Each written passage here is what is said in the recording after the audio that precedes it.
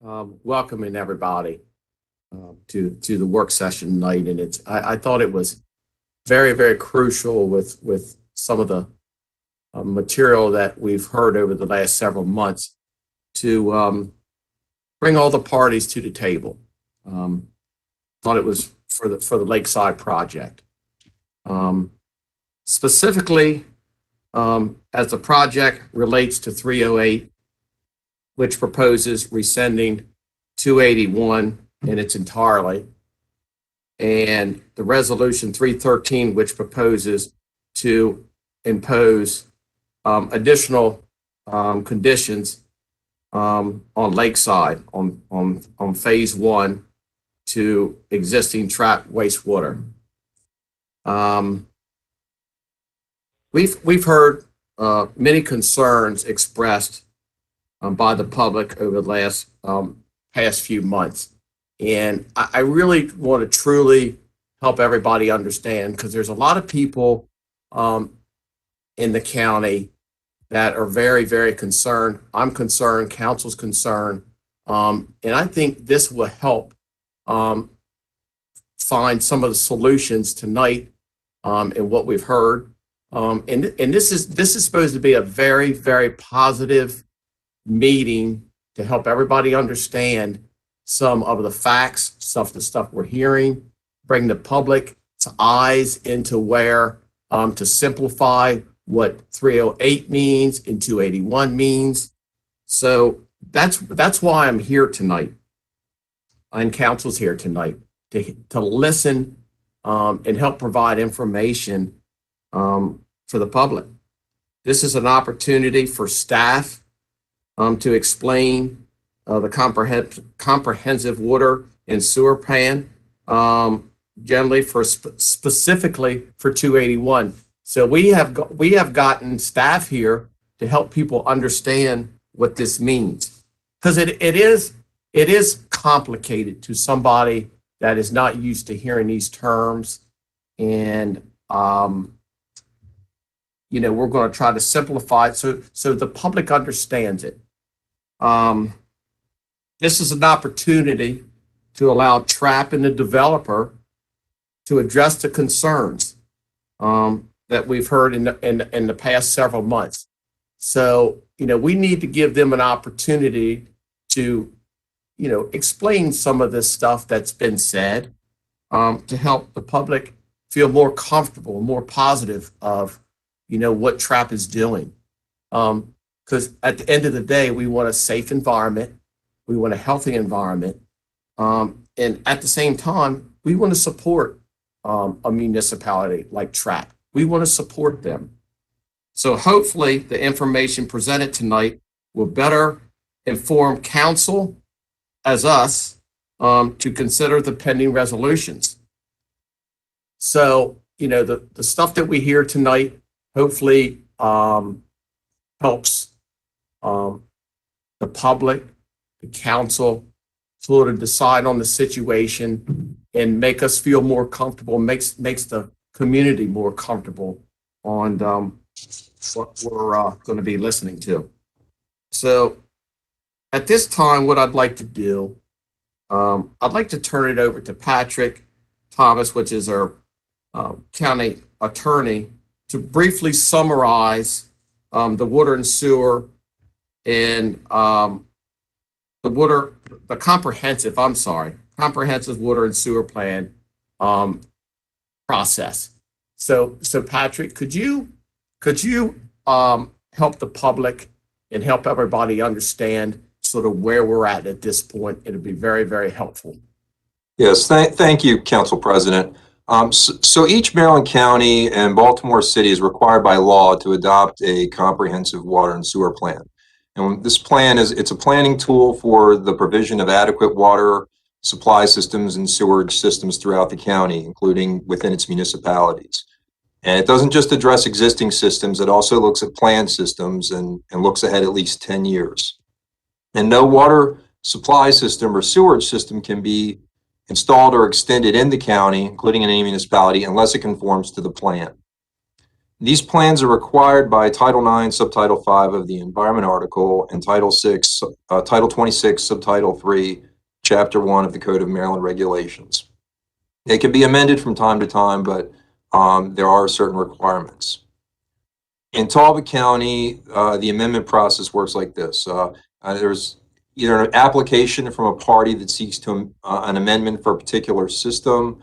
It might be a residential property owner looking to convert from an existing septic system to hook up to a sewer system, or more relevant to the instant matter, a municipality may be seeking to construct a new water or sewer system or upgrade an existing one. And then the county can also initiate amendments.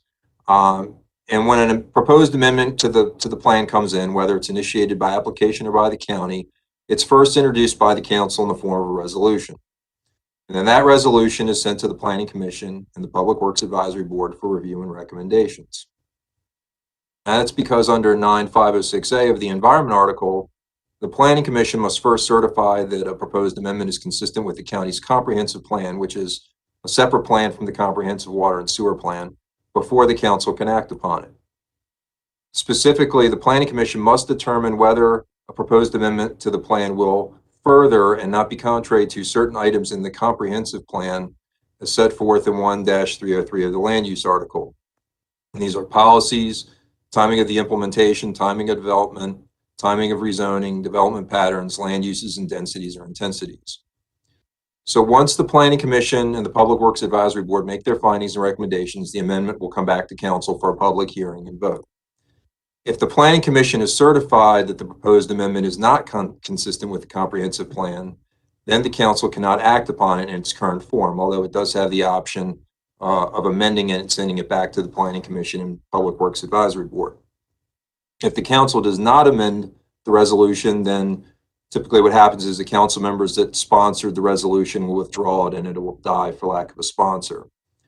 But if the council votes to adopt the resolution, if the Planning Commission is given its certification, then this adoption is a preliminary approval. It still has to go to the Maryland Department of Environment for review and final approval. And that's because pursuant to 9507A of the Environment Article, MDE has final authority over amendments to a county comprehensive water and sewer plan. It can approve that amendment, disapprove it, whether in whole or in part. It can modify it, or it can take any other action that it deems appropriate. Thus, until finally approved by MDE, all amendments to the plan are really preliminary or proposed amendments. MDE has the final authority to review and approve these plans. So this is where the problem lies with a county governing body rescinding approval of amendment, because once it's approved by MDE, the amendment becomes part of the county's plan. The county can't, in my opinion, cannot simply undo or rescind its approval at that point, because that would essentially usurp MDE's ultimate authority over the plan, which is in clear violation of the statutory and regulatory schemes. And I think that same issue applies when a planning commission attempts to rescind a previous finding that a proposed amendment is consistent with the comprehensive plan, again, once it's been approved by MDE, because again, that would usurp MDE's ultimate authority over the comprehensive water and sewer plan.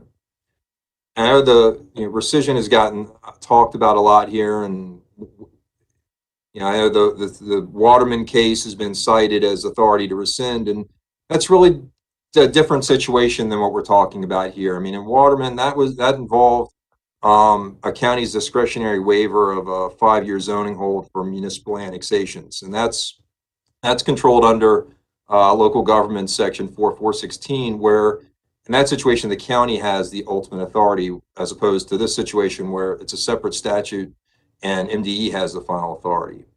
But that doesn't mean that the plan, once amended, can never be undone. It just means that it has to be undone or amended through the plan amendment process, as I've outlined here, with MDE having the final authority. So with that sort of overview of the process, unless there are any questions from council, I'll turn it over to the county engineer to talk more about Resolution 281 specifically. Council, we're gonna hand it off to Ray. Would council like to address anything that Patrick said at this time? Okay. All right. Could we talk further about that, though? That that if 281 were to be undone, that your advice, your opinion on this is that rescission alone, or rescission is not the route to do that, but could rescission be a necessary part of a package with perhaps something else in taking this back, in reconsidering what was done in 281? I think the way to do that would be to amend the plan, and it wouldn't necessarily be to amend the plan to revert it back to whatever it was prior to 281. I think you would look at what specifically needs to be addressed as a result of 281 and then take it through the amendment process, and ultimately MDE would have the final say over that.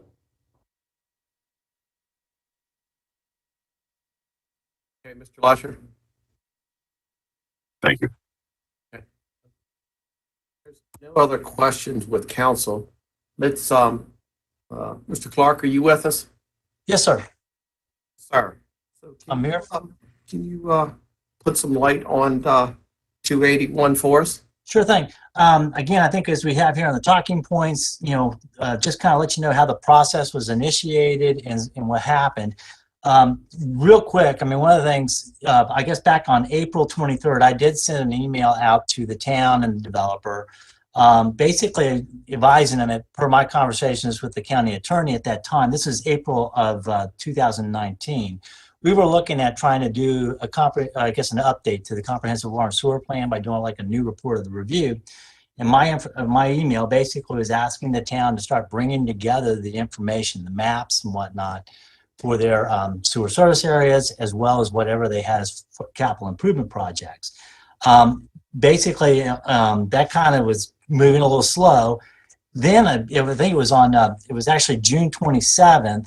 I had a meeting with Delmarva Power, which basically they had a map, a phasing plan for the Trap East development or Lakeside development. And during that, I sent something, and then I was also learning that they were looking at trying to, move forward with the development in February 2020. So ultimately, I sent an email to Aaron Broadband, Lindsey Ryan, letting them know that if this is the intent, the county, we have to, you need to plan out the sewer services in S1 and S2 areas. S1, basically, by our definition, I was explaining that in my email, would be building something within the 1 to 3 year period. Anything after the 3 to 5 year would be S2 based upon our definitions.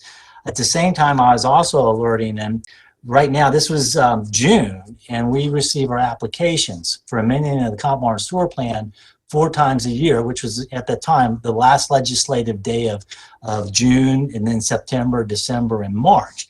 So I was trying to explain to them, we only have 2 more introduction periods, if you're trying to move this thing forward for February. During that, basically sent that off to them. I also was in communication with MDE. And so I sent an email to MDE, I believe it was on July 9th. And at the time, I'm sending it to Janice Oden, explaining to her that, we heard from, I guess the county council had a meeting with the towns the night before. And ultimately, Ray, I want to make sure you're talking in 2019. This is, yes, correct. I apologize. This is all 2019. This was actually July 9th of 2019. The county council actually had go a little bit slower. Ray, would you go a little bit slower if you would? Okay. On July 8th, the county council actually had a town meeting. And during that meeting, one of the commissioners for the town was explaining that they were moving forward, working with the developer on the Lakeside development to start in January 2020. So I sent an email to Janice Oden, explaining to her that, we need to have the comp water sewer plan amended. At the same time, also highlighted during those, my email to Janice, that what we were working off of and what MDE had been working off is that the plan within the comp water sewer plan 2002 before the review working off of the S2W2, the future planning map. So that was in my email to Janice Oden. It was on actually September 5th. I basically sent an email to Steve Alfaro and ultimately asking Steve, I had not heard back from Janice on my email, found out she had been moved to another program. So ultimately, Steve sent my email on to, I guess, Denora Dalmasi and, Nikolai Francis, as well as Robin Pelicano, who's the chief for the water planning section, or the water and sewer planning. So that went over, and then Denora emailed me back. We had a conference call. Ultimately, during that conference call, the position of MDE was everything within the town they consider as immediate priority status for water and sewer service. And by our definitions, that's S1. So that's S1 or W1, which would be immediate priority status. So ultimately, we talked, we had a conversation. I took exception to MDE's position of basically saying everything in the town was S1, W1. I said, based upon our plan, it has to be amended. And ultimately, that's identified within the section for future planning. That ultimately it notes that this, in the future planning, as the land is annexed into the town, that ultimately it'll be designated S1 after the comprehensive water and sewer plan was amended. So that's in the plan. So ultimately, through that, Robin kind of summarizes her email back to me and ultimately says that whatever designation you want to use is fine with them, but you have to work with the town and the town and the developer on the process. So then communicated that back to the town and said, look, we need to start the process of amending the comp water sewer plan. We then had a couple meetings with the town as well as the developer, and we began the process. My office began the development of the maps. We forwarded those maps over to the town for the town as well as the developer for their review. We ended up having, I believe it was a meeting on, a meeting on November 30th to discuss the maps. And so we did that. And then ultimately we worked with the town as well as the developer in the crafting of the resolution.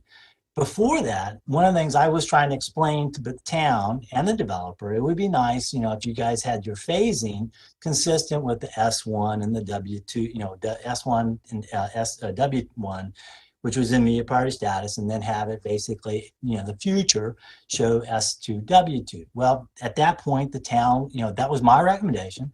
The town says, town and developer going, no, we want it all S1. And so it's, again, that's their request. So we moved forward with their request. So that's kind of how we initiated the process. Communication back and forth. Mark Cahoon from my office developed the maps. We forwarded the maps over to them. I will say, and I highlight this, I think in a text message I had back in the summer to one of the citizens, that when the county prepared the 2002 report of the review, we actually used Maryland Property View, which is a product that's developed by the Maryland Department of Planning. And it was really let's say, elementary type GIS. It took parcel maps that were in the tax books. They were typically paper. And then ultimately they linked the SStat data to those tax maps. So that's pretty much what Property View was. Now, what a lot of people don't realize when you get into GIS basically is trying to convert Earth, which is a circular, or they're flat maps. So there's a lot of what they call rubber sheeting. So as time goes on with the, since 2002, the Maryland Property View that we were using and all the rubber sheeting that's going on, our lines were not matching like what we had back in 2002. So we're doing our best to try and bring the maps together. And I think we inadvertently made, my office made mistakes in, accidentally classifying this property, that property wrong. And so one of the things that happened when we were doing the 2002 report of the review, we ended up taking Clifton in the town of Easton and we left them out. We completely left them out. I mean, this is an area that's served with water and sewer service. We left them out. And ultimately, I think the Eastern Utilities was looking at trying to do grant funding. They were looking at the comp water and sewer plan. They're going, Ray, we don't have this in the comp water and sewer plan. So talking with MDE, we processed resolution 229 and we identified the mistake and then ultimately moved forward. The council introduced that, adopted it. It went to MDE and got approved. So that's what we're proposing to do with the mistakes that we probably initiated in our office with some of the parcels. But again, it's a process that we go through of really going back to the comp water and sewer plan, amending it through that process to show, to get everything back to what it was. So that's kind of the game plan.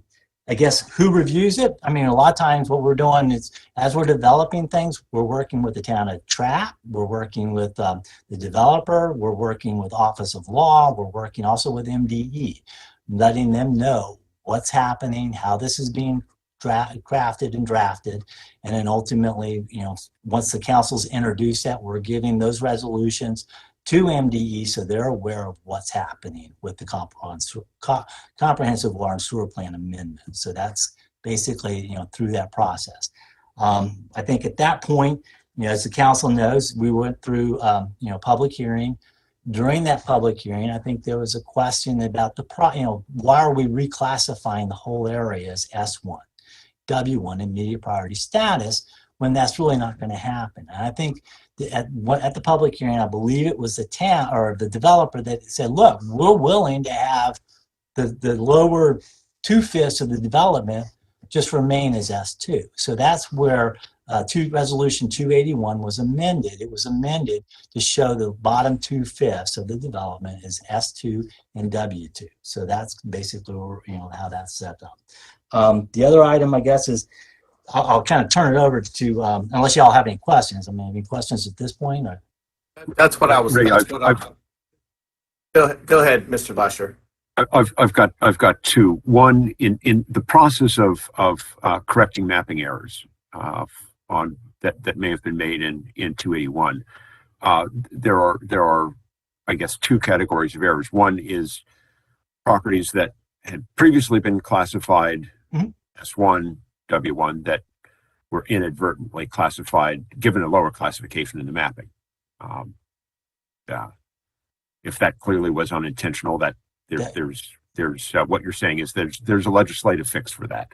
That is, and again, but what about properties that may have been not part of Lakeside, but were inadvertently or included along with Lakeside with an upgrade without all the review processes that usually go through with those. We would reclassify those as well. Correct. What we're going to do is we're going to take everything back to what it was. So it would be a very descriptive resolution.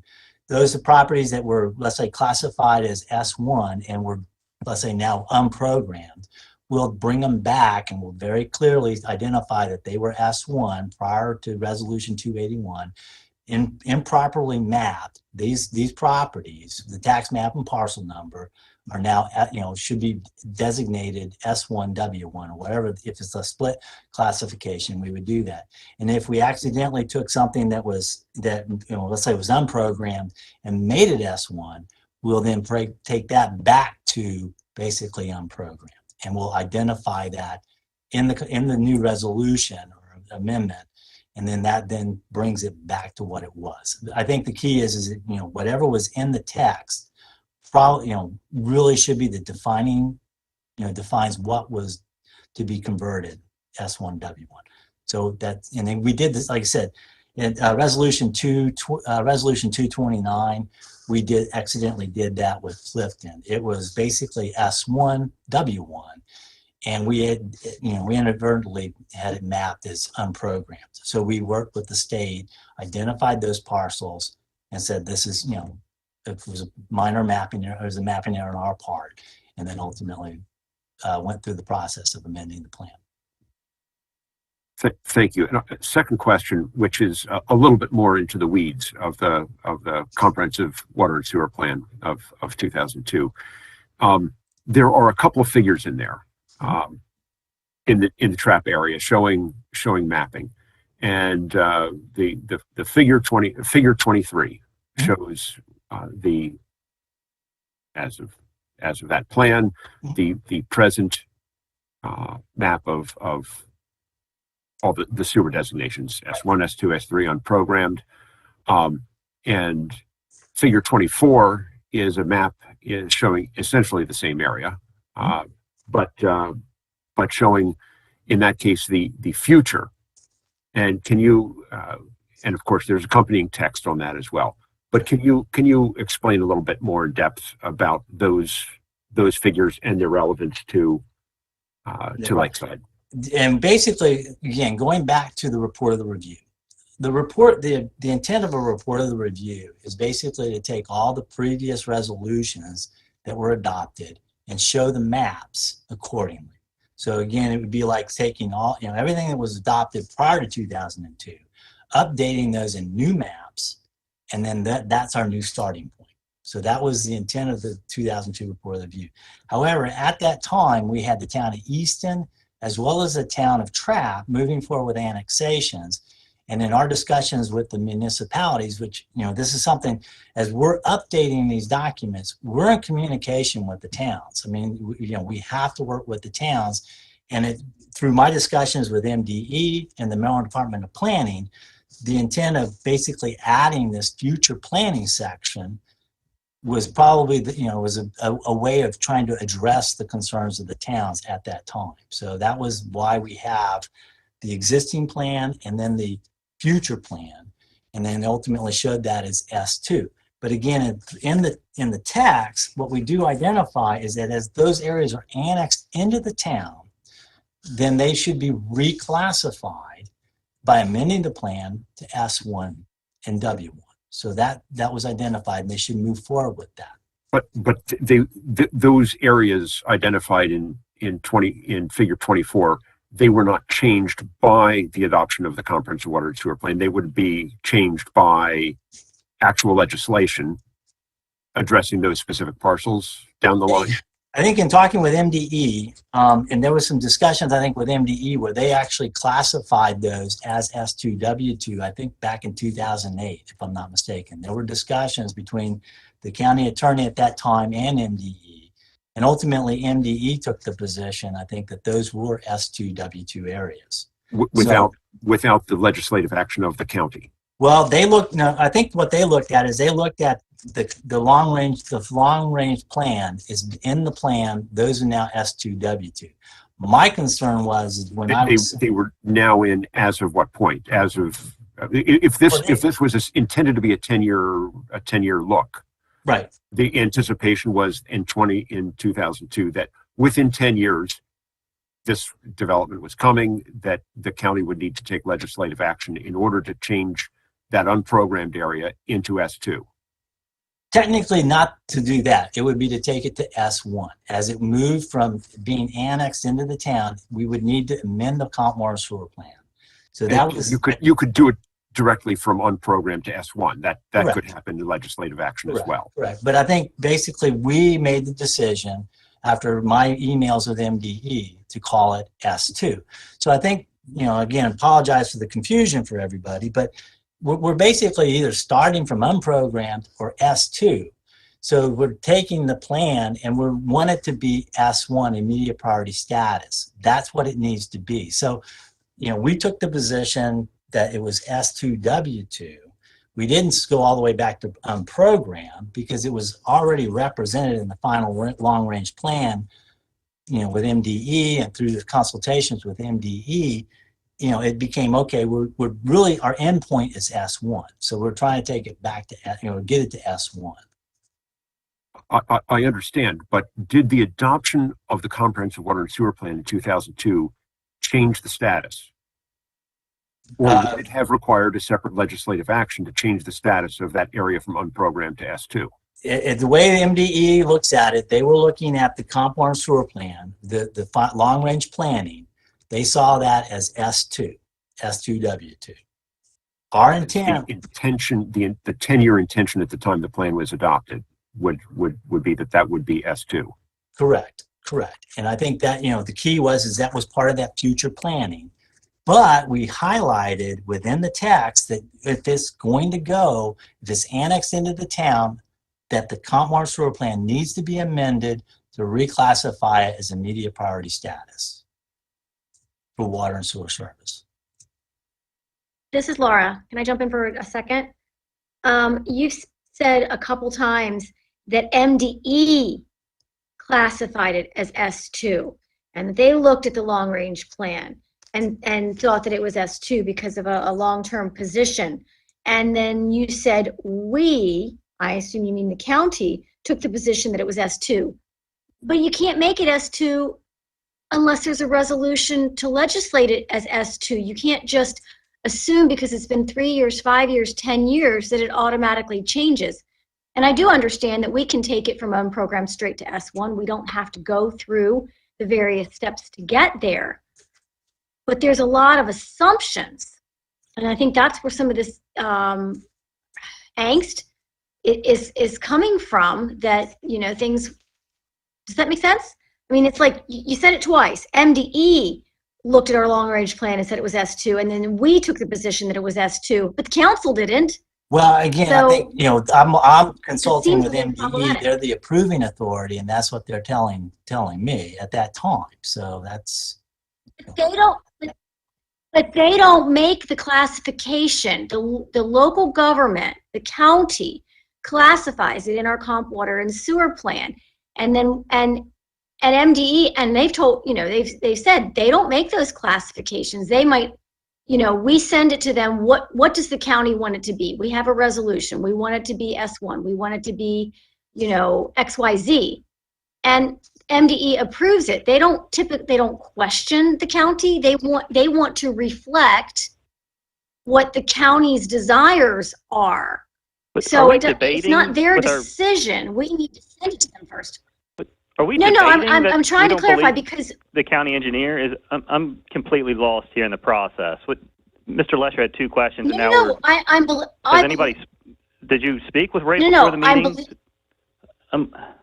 No, I'm asking. I'm just asking a question. I'm not debating. I'm just saying that the way he, and I'm sure everything he's saying, he's been there. It's true. He's probably the longest term person we have. I'm not questioning what was said at all. I'm questioning that it seems a little odd that MDE is classifying things, and they don't have the right nor the ability to classify things. We classify and then they approve. So this is weird. So you're saying that MDE did something wrong? Absolutely, I'm sure it happened. Laura, what accusation? Maybe, wait, I'm trying to write this back down. then, Laura, what accusation are you saying MDE did? What are you accusing them of doing wrong? I'm not. I'm sorry, because I thought I had all of this prepared before the meeting. I'm sorry. Well, I mean, one of the things, and again, this is... I'm not accusing anybody of anything. Okay, because I I'm not, thought and we I'm were just, getting information I'm of just what people trying to, did here. I haven't, right, I'm just trying to have him reiterate what he just said, because that's a lot of information. So I'm just trying to get my notes written down properly of what his conversation was with MDE. It's all I want to know. Yeah. I want to know who classified it. That's all I want to know. I'm not accusing anybody, so let's not devolve into this again. This is important, and I'm just trying to get clarity. Okay, and maybe I can help. Thank you, Ray. Maybe I can help. On January 9th of 2019, part of my email to Janice Oden is I say back in 2007, 2008, MDE represented that the Talbot County Comprehensive Water Sewer Plan classified the proposed development as S2W2 final planning, which is COMAR definition, not the Talbot County Comp Water Sewer Plan definition. So basically, COMAR is what they call final planning. Ours is a future program planning. So ultimately, at that time, MDE issued the discharge permit, but the developer abandoned the permit due to the financial crisis of 2008. During this period of time, there was some conflict between the two local governments. So my point is MDE is telling, they were representing it was S2W2. I was trying to get clarification from MDE on this. And then ultimately, in my email that I received from basically Robin Pellicano, she basically tells me, what was it here? If I go find the right page here. She basically notes that, to follow up, in the past, we haven't requested phasing amendments for large projects. If the county is now requiring phases for any large project, now this is October 1st, 2019, MDE will accept that the county now requires this, and for any future large project in the county, the amendment will now have phases. We request including a policy text change incorporation so any future developer understands this. It is also my understanding that MDE had issued permits before the S2 areas and has approved a discharge permit before this area, After reading the category definition for category 1, the plan says it is under construction. So as we understand it, the category change from S2 to S1 can occur when this area is under construction. So most, if not all, permits would need to be approved before construction. We look forward to the adopted amendment, which is reading, when the water and sewer plan amendments happen. It may occur sometime later this year. Is this assumption correct? Now, again, their position is that they feel that everything is S1, and I was arguing with them on that. And again, they looked at it, and again, I've made the argument with them in my emails back, is that, we need to reclassify the plan. We need to reclassify this area to immediate priority status, and that's what I was trying to communicate with MDE. Does that? Thank you, Mr. Clark. Right. Thank you, Mr. Lesher. Okay. Okay. So anybody have anything else for Mr. Clark? Okay. Appreciate it, Mr. Clark. Good job explaining that. So let's move on to let's let Miguel say a few words here.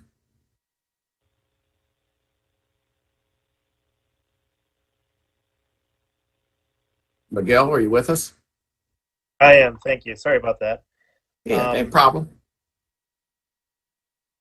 So, yeah, actually, Ray and Patrick actually covered a lot of it. I just wanted to go back and remind everybody that the process that went through the approval of Resolution 281, the original resolution of 281 before Amendment Number 1 came to the Planning Commission on February 5th, and at that time, the Planning Commission made a motion to that it wasn't ready to make a finding of consistency yet with the comprehensive plan, and they had recommended that the council consider an amendment that would reflect a phased approach for S1, W1 status, and of course that's what happened. Amendment 1 was introduced and it went back to the Planning Commission for consistency. Just a reminder what consistency means for any amendment to the comprehensive plan, according to the environmental article of the Maryland Annotated Code, as well as the land use article of that same code, that the council, before they adopt any proposed amendment to the comprehensive water and sewer plan, the Planning Commission must certify consistency with the comprehensive plan. And there are 7 factors, regardless of what the plan amendment is. The determination of consistency is always those 7 factors. One factor is the policies of the comprehensive plan. The other ones relate to the timing of the implementation of the comprehensive plan, the timing of the proposed development, the timing of rezoning, the timing of development patterns in that project, and then the timing of land uses and, the land uses and the densities or intensities. Those are the 7 factors that are weighed against the policies that relate to those 7 factors in the comprehensive plan. So when that amendment came back to the Planning Commission, the Planning Commission scheduled it for their March 24th or 20th, 2020 meeting, but that was canceled due to COVID. So it moved on to May 20th meeting, where they heard testimony, kept the record open to June 2nd, And then they had a June 3rd meeting. The Planning Commission, the June 3rd meeting, scheduled continued the meeting to June 10th, I believe. And then they made their motion at that time, Resolution 281, with Amendment number 1, that it was consistent with the comprehensive plan on a vote of 3-2. I guess that's all I can add at this point. But I just wanted the council I wanted to remind them what those 7 factors are, and that those 7 factors exist on any amendment to the comprehensive water and sewer plan. Thanks, Miguel. Usher, you have.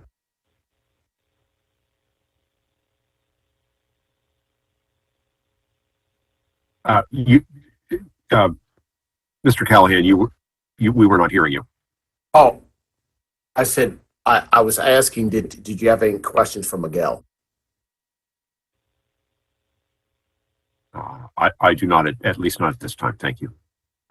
Okay. It's council, Laura or Frank or Corey. Okay, let's, all right, Ray, do you have any, you're good right now? Can you put your speaker on? Yeah, there you go. I got to unmute there. Sorry about it. I actually missed the email that I told one of the other. This is the other email that Robin sent me. It says in regards to the development. Hey, Ray. Yeah. Right. Just keep in mind now. You gave us a lot of information. I know. You're trying to do the best you can. So just take your time. This isn't something here that it's going to involve, in my opinion, you doing something wrong at all. It's a matter of trying to get us the information the best you can. And you're reading a lot of emails, you're going back and forth, and you're trying to simplify this for us. And I appreciate that. No problem. Well, again, this was the email that Robin did send to me, and I think it helps maybe clarify a few things. It says, that's good. In regards to the development, there have been in planned service since at least 2002. And if they are ready to proceed, then they are ready to proceed. To us, at this point, it does not matter what designation they have, since they are planned for service. So, this is MDE, Robin Pellicano. If you are concerned they do not have something other than the water and sewer plan amendment, please work with the town developer to get what you need, or let them know they should have whatever it is. So again, MDE is not, basically I'm trying to argue one, and they're going, it doesn't matter what the classification is. We're not worried if it's unprogrammed or if it's Right. S2 or W2. Right. So, I'm the one who's arguing that we need to amend the comp water sewer plan to make it S1, W1. So, Thanks for clarifying that, Ray. So I appreciate that. So I guess what we'll do at this time, I think, Patrick, do you have anything to add to any of this? No, not at this time. Okay. All right. No problem. So I think what we'll do now is hand it over to. Is Trap available? Yes, we have Lindsay Ryan and several members of the TRAP Commission with us. Sure. Lindsay, are you there? Yes. Can you hear us? Yep, we can hear you. Yes. All right. Okay. So you want to start off with you, Lindsay? Sure. So I don't know if you would rather me kind of go through. We received a couple of questions that you wanted Trap to weigh in on. I think Sure. you kind Sure. of covered the history there. Yep. You sort of heard tonight how things are going and where we're at on our end. So it'd be great if we sort of can listen to where you're at on your end. Yep. That'd be So great. first, I think we'll start with the latest development, and that is that the town of Trap last week voted to submit the preliminary engineering report for their ENR upgrade to MDE. MDE is taking that under review right now. We expect to be under design, permitting, and construction over the next year. And then after that year is done, we'll obviously have to put it out to bid. and construction and startup will take approximately 2 years. So we're On happy the existing plant, on the existing plant. Yes, that is to upgrade the existing plant to ENR. They're recommending a wave oxidation treatment system. It's a capital cost of $8.8 million and an additional $4.5 million to take care of the sludge lagoons that the town of Trapp currently has. Okay, sounds good. Yep. So I don't know if you have any questions on that, or you want to keep rolling through. You know, just keep rolling through, and council, if you have any questions for Lindsay, please let me know, and just one at a time now. Yep, and so getting to Trapp's existing plant, I think there was a question about Trapp's available capacity. They have a 200,000 gallon per day plant. Their average daily flow is 95,000 gallons per day. That's a conservative number, assuming 250 gallons per day per EDU. They're actually averaging closer to about 60,000 gallons per day. With the 120 EDUs allocated to Lakeside, they still have about 60,000 gallons per day available, and the number is actually larger based on their average daily flows. That amount includes all of their infill lots and anticipated growth. Other questions there? Okay. Yep. So I think the biggest issue goes to Trapp's existing plant and discharge requirements and compliance. And there's been a lot of talk over the last year about Trapp's plant being outdated and I guess this term of failing. I think I've reiterated multiple times that Trapp's plant, while outdated, isn't meeting the latest technology. It's a biolac plant. It's by no means failing. It does achieve ENR level phosphorus of 0.3 milligrams per liter, but it is not meeting the nitrogen levels. However, it's not required to. They have discharge permit limits for nitrogen as ammonia, phosphorus, fecal coliform, and annual max loads for phosphorus and nitrogen.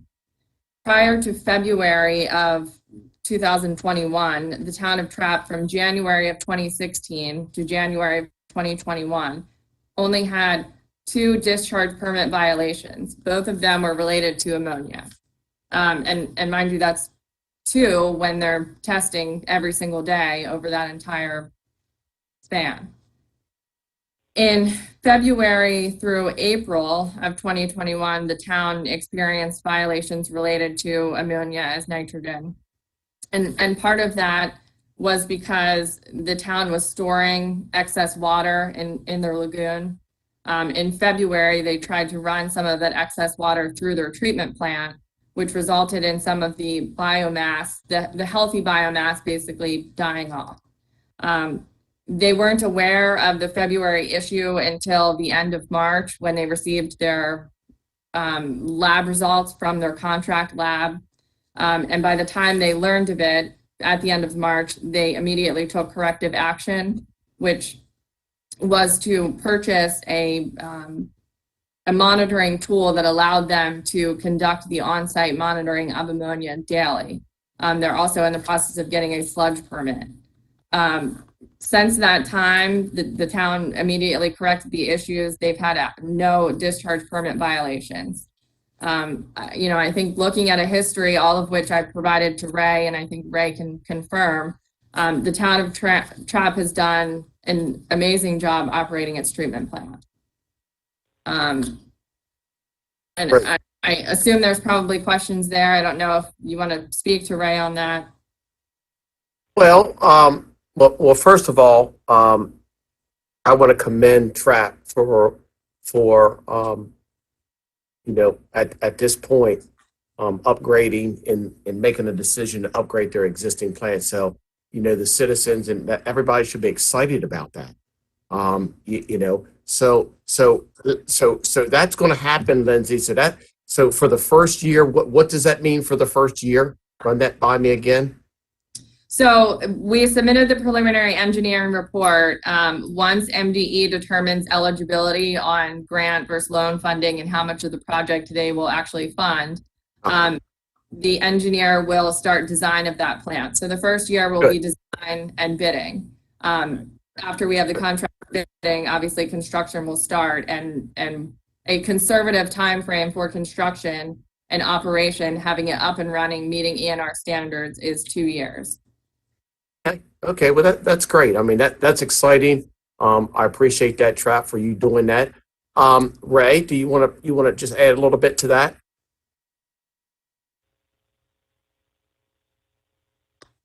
Go ahead. Take yourself off mute, please. One of these days, I'll remember that. There you go. Sorry No about problem. that. No problem. Lindsay did share all the DMRs from the town of Trap with me. They are doing a good job. And again, I would like to commend, I think it's Steve Callahan, who's their operator down there. He's constantly working. And I mean, we support, we'll do whatever we can to support him. I would say at this point, I mean, we, the county, we run into problems as well. So, I mean, we all have issues. Right. That's why we're all here right now, to work as a team, and we're here to help Trap. That's what we're here for. And it sounds like they're doing their part. That's for sure. And I'm proud of them. Yep. So, okay. All right. Anything else right this second, Ray? I'm good. You good? Okay, Lindsay. Mr. Callahan. Yes, Mr. Lesher. Just ask a question about any I&I challenges with the system, and how that may relate to the performance. Right. So I think pretty much every municipality, every government really struggles with I&I issues, unfortunately. The town of Trap has undertaken some measures to address I&I issues. They've undertaking a pump station project where they are in the process of replacing and revitalizing some of their pump stations, which will improve some of the I&I. They also have smoke testing scheduled to come out in the spring so that they can determine better where they're having the I&I issues coming from. And there's another project, Harrison Circle. Does one of you want to explain that? I think.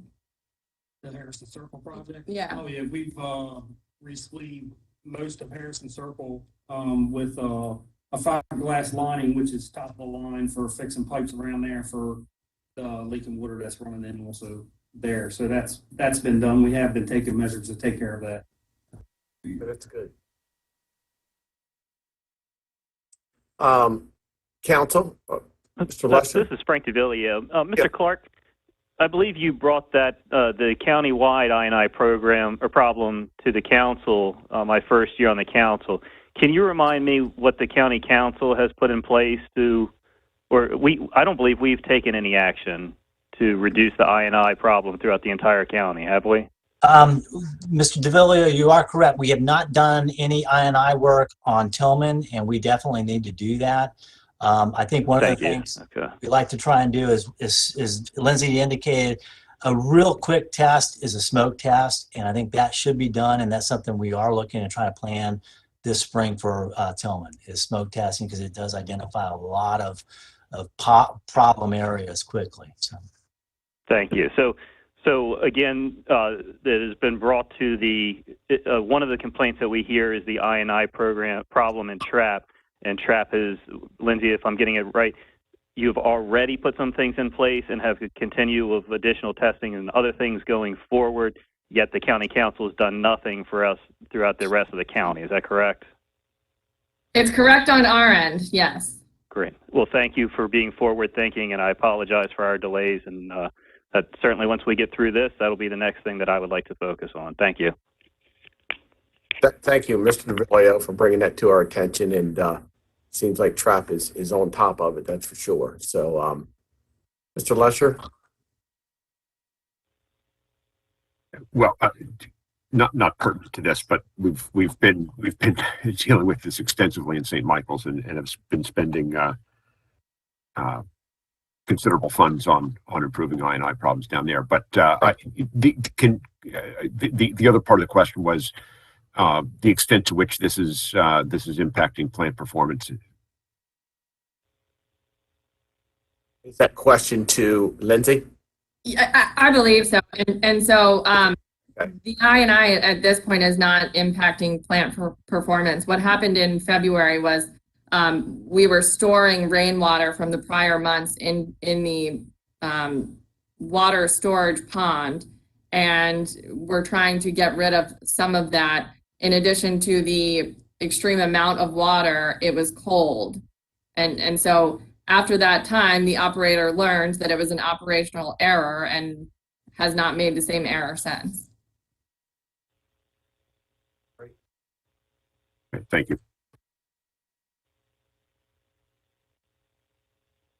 Does Lindsay, does any of the council want to say a few words before we move on to Mr. Showalters?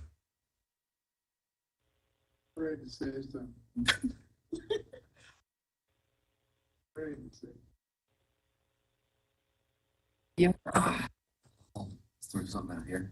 So anyway, I think as far as our E&R plan, I believe it's been fairly well documented with our open meetings and so on and so forth, that actually the town of Trapp has been researching in several options for an E&R plant for the last 2 years. So the decision that we made the other night really wasn't a new decision. You know, it wasn't like something we talked about the day before and we're like, oh yeah, great. Long before, some of this became an issue, I mean, Trapp was really truly moving forward with trying to make a decision. And let's face it, I mean, you guys know, again, with running countywide sewer plants, that, there's several different options, whether or not you run it here, you set up a treatment plant there, do we tie it into an existing treatment plant? I mean, there's just so many options. And really trying to find out which one is most feasible for the town of Trapp is a process. So, it's really something that's been in the works for a couple years. And again, it's a lot of it has to do with feasibility and really truly what is the best option for the environment, whether or not we run it here, whether or not we upgrade our own plant, whether or not we do a couple other options. But so again, it's, I think as we're hearing here is, Trapp really is trying to, is taking care of what we need to take care of, and we're moving forward. That sounds great, and I'm happy for you guys, and we're here to support you guys on that too. So it's great to hear. I'm glad you're making decisions, and it's all about communication. So I'm proud of you. I see Mr. Chase back there. You know what I mean? He's probably dying to say something. But I might say too much. I know it. I hear you. I hear you. Well, this council wants to be able to communicate with you guys, and be able to support you. And I think it's long overdue that we're here talking to each other. That's for sure. And that's my apologies. We should have done this way before this. All we can do now is move forward and communicate together the best we can, because you do have a big project on your hands, and you got two projects. You got your stuff, and you got Lakeside. So and we want you to be prosperous, and we want you to be very successful, and we want to be helpful to you. We want you guys to be able to reach out to our staff at any time and be able for us to assist you guys. So being that said, Lindsay, you got anything else before I turn it over to Mr. Showalters? I don't believe so, but if there's any further questions or anything else comes up, feel free to ask. We'll be here. Okay, well, good. Well, good job. I really appreciate you helping us understand where you guys are at right now, and you've done a great job. So I'll thank council. Any other questions for Trapp at this time? Well, I will add my my congratulations to TRAP for taking that enormous step forward with their PER for the upgraded plant. That's an important and necessary step, and that will have benefits far beyond TRAP. And Right. You're to be commended for doing that. Yeah. Thank you, Thank Mr. you. Lusher. I couldn't agree more, Mr. Lusher. Thank you. So I see Mr. Showalter's in the background there. So welcome tonight. Thank you, President Callahan. Yeah. So you've heard what's going on, and on a lot of these subjects and everything. So we would like to hear from you if you would, please, and reassure us that we're headed in the right direction. So I'm happy to take questions at any time, but I think what I'd like to do is Yes, sir. first address what Resolution 281 accomplished, and then what might be the impact of undoing it. Okay. Yes, sir. And then speak a little bit about what is happening at Lakeside. And like I said, I'm happy to be interrupted and take questions at the council's pleasure. Well, let's make sure if somebody has a question, we want to be respectful and not all talk at one time. So if somebody has something, just let me know, and we'll ask Mr. Showalters. So I think the first thing that's important to understand the facts about what Resolution 281 did, what it accomplished. And so I've got a number of different bullets. I think the first thing it accomplished is it accurately reflects the municipal boundary as changed by the annexation of the Lakeside property in 2003. Annexation was completed a year after the 2002 water and sewer plan was adopted. It didn't reflect, your plan didn't reflect the town boundary until the adoption of Resolution 281. So for nearly 20 years, the county plan didn't reflect the town boundary, and that's been updated. The second thing is it updated the service area designations in the water and sewer plan to classify the properties specified in the resolution and then owned by Trap East Holdings Business Trust as depicted by Exhibits A and B of Resolution 281. And I know there has been discussion about some mapping errors, some drafting errors. The case law in Maryland is very clear that the intent of the legislature controls, and Resolution 281 is very clear both in its title and its text. It identifies the parcels that were the subject of the application and the parcels that were discussed at the Planning Commission and County Council public hearings, and the parcels that were intended to be changed. So I submit to you, it designated as either S1, W1, or retained the S2, W2 designation for those properties that were specifically identified on the application and identified by the text of the title and the text of the resolution itself. I don't believe Resolution 281 has a legal effect on the additional parcels that were either upgraded or downgraded, but not specifically identified in the resolution or discussed during the public hearing.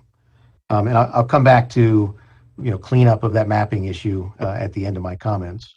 That's fine.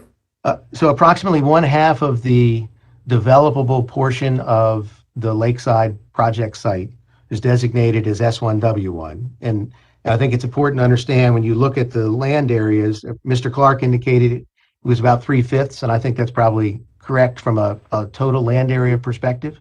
But the S1W1 designation includes all of the spray irrigation fields, the bulk of the forests that are in forest conservation, and the lake, because there will be some public recreational amenities that will get water and sewer access around the lake. So when you look at it and you exclude the large lake, the spray fields, and the forest, it's about 50-50 in terms of S1 or S2 designations. The Resolution 281 also updated the narrative description in the text of the water system components of your plan to more specifically describe the improvements that are contemplated for the town of Trap and Lakeside in particular. And so when this water and sewer plan was adopted in 2002, Mr. Clark indicated that at that time he reached out to each of the municipalities in the county to understand what their needs and issues were, what their anticipated challenges and changes would be. And Resolution 100, which adopted the 2002 report of the review, included language that specifically contemplated the creation of a new water and sewer district called Trap East. And it included provisions for the Trap East development that the town suggested to the county is what they had envisioned at that time. So it had a general provision that contemplated extension of water systems to serve portions of Trap East in 2003, but not details. Engineering has been done, water system capacity studies have been completed. There's a lot more details now, obviously, than there were back in 2002. So 281 updated the text to specifically describe new wells that are being added in pairs, water treatment, the sequence of connecting the first well couplet and water treatment to the town's water distribution system, the construction of a water tower, and other details. The next thing that 281 did is it updated the narrative text regarding sewer systems. And as I mentioned, the 2002 plan specifically contemplated the creation of a separate sewer district called Trap East. And based upon information the county received from, conceptual infrastructure thinking by the town of Trap back in 2002, the 2002 report of the review specifically provided for a 540,000 gallon wastewater treatment plant to serve Trap East. It noted that that plant would discharge its wastewater by spray irrigation. It described that as a BNR level treatment plant. The 2021 amendment, the Resolution 281 amendments, updated that text to require the Lakeside, formerly Trap East, wastewater treatment plant to be ENR rather than BNR. It also provided for phased construction of the wastewater treatment plant. 20 years ago, the method of construction that was anticipated was the construction of a large concrete tank structure with 540,000 gallons of capacity. In other words, construction of the whole treatment plant at once, which presents operational challenges. Brian, Yes. sorry.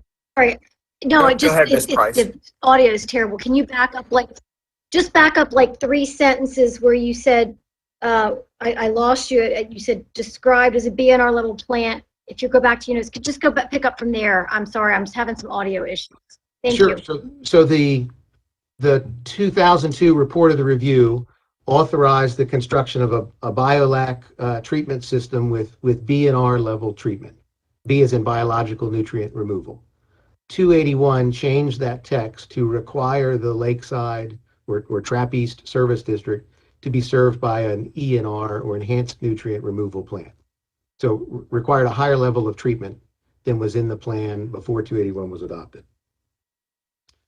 The other structural change to the wastewater treatment plant, before the plant was proposed as a biolac plant that was constructed all at once. The changes in technology allow that to be constructed in a modular fashion now. So the new text provides for phased construction of the treatment plant. It also authorized service of the initial 30 to 40,000 gallons of flow to be through the town's existing wastewater treatment plant. And I understand that's probably the principal focus of all of this discussion over the last many months. Another thing that Resolution 281 did is it added details regarding financial management for the Trap East Sewer District. It was not contained in the 2002 report of the review. Notably, 281 updated capital improvements tables in both the water and the sewer portions of your plan. So it updated the date for construction of the water distribution system for Trap East or Lakeside. The 2002 plan contemplated that infrastructure would begin construction in 2003. It obviously didn't begin in 2003. So Resolution 281 updated that date to 2020. As you know, construction of that started in 2021. It provided for the addition of a water treatment facility and well couplet in the Trap East Service District, as I mentioned before. It changed the timing for extension of the Trap East water supply system from 2006 to occur over the next 8 years. So the 2002 plan calls for the Trap East District to be further extended in 2006. No construction occurred before 2021.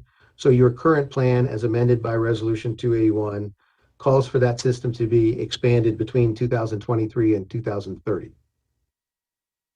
The capital improvements table in the water system now calls for the construction of a 250,000 gallon water tower to help maintain water pressures in the trapped water system.